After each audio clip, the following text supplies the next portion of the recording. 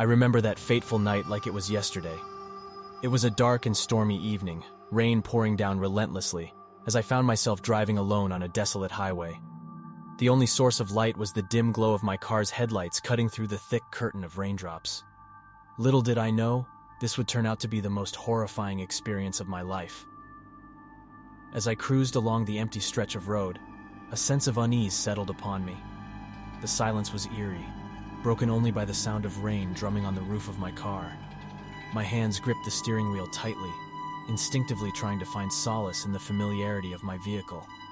But the feeling of unease wouldn't fade.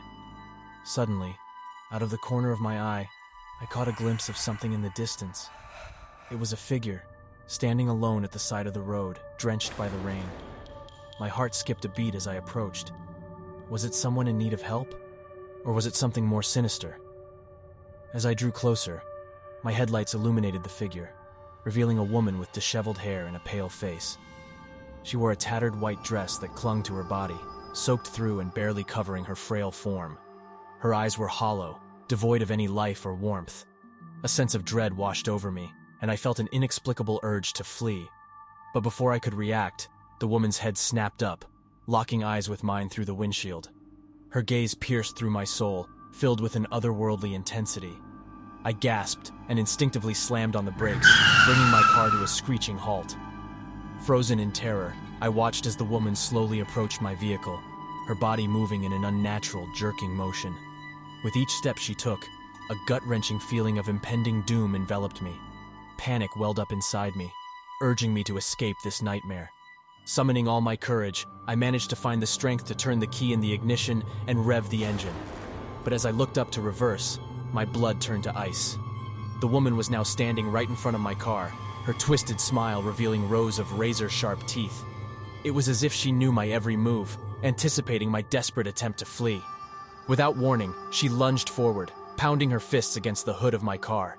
The sound was deafening, and I could feel the impact reverberate through my entire body. Fear gripped me tightly, rendering me helpless and paralyzed. As if taunting me, the woman let out a bone-chilling laugh, a sound that echoed through the night. With one final push, she shattered the windshield, sending shards of glass flying into the car. I screamed, my voice drowned out by the thunderous storm raging outside. In that moment, pure survival instinct took over. I unbuckled my seatbelt and scrambled out of the car, running blindly into the night. Rain soaked me to the bone, but I didn't care. I needed to escape that nightmare, to leave that horrifying encounter behind me. As I sprinted down the highway, the woman's laughter continued to haunt me. I never looked back, too afraid of what I might see. It was only after what felt like an eternity of running that I stumbled upon a gas station, where I sought refuge and safety. To this day, I can't explain what happened on that desolate highway. Whether it was a supernatural encounter or a figment of my imagination, I'll never know. But the horror I experienced that night will forever be etched into my memory, a chilling reminder of the darkness,